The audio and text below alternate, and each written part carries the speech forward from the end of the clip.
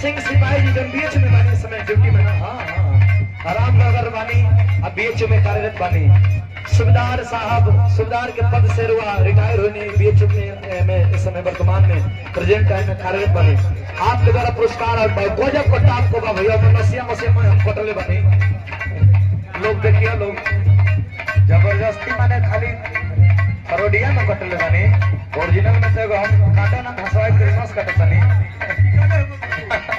हम कोई सटेदार आदमी है आप बात करूंगा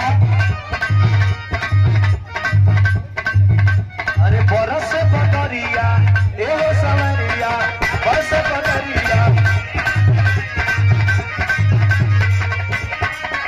अरे बरस पटरिया एगो सवरिया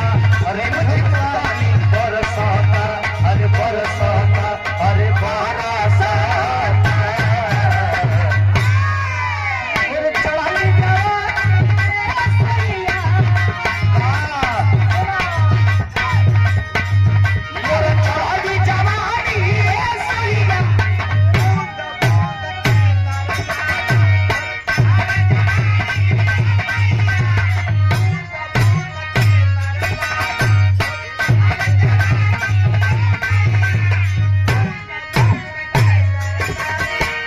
तूने